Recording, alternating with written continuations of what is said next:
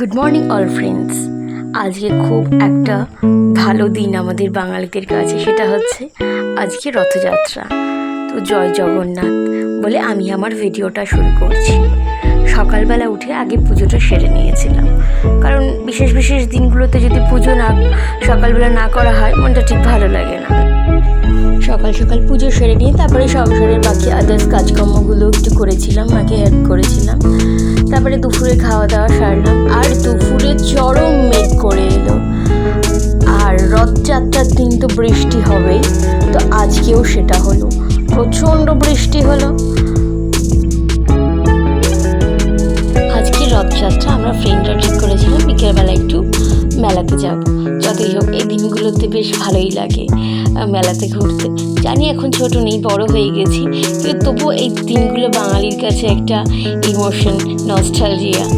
যাই হোক, দুপুরে এত বৃষ্টি হলো, আমি আশা করিনি যে বিকেলে এত ক্লিয়ার একটা ওয়েদার দেখতে পাবো।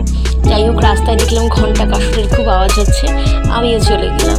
আর এই যে খুদের দল, তাদের সবাই রথ টানছিল, তো ওখানে দাঁড়িয়ে থাকলাম। দাঁড়িয়ে থাকতে দেখলাম না বড় রথটাও বেরিয়েছিল। যাই হোক, মেলাতে না গিয়েও আমার জগন্নাথ দর্শনটা হয়ে গেল। বিকালটা আমার মোটামুটি বেশ কিছুটা সময় ভালোই কাটলো। হ্যাঁ, মেলাতে হয়তো যাইনি আমি, কিন্তু আমার জগন্নাথ দর্শন হলো, খুব ভালো লাগলো বিকেলটা।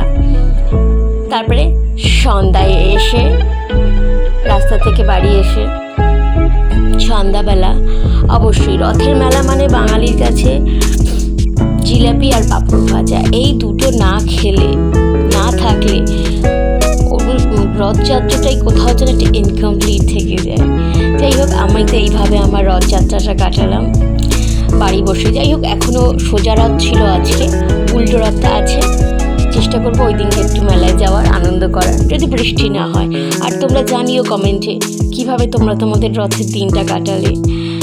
সবাই খুব ভালো থেকো। প্লিজ আমার চ্যানেলটাকে লাইক, কমেন্ট করো, সাবস্ক্রাইব করো। ফ্রেন্ডরা, তোমরা কেউ আমাকে সাপোর্ট করছো না, এই কারণে আমার মাঝে মাঝে ভিডিও করতে আর ভালো লাগছে না। প্লিজ সাপোর্ট করো।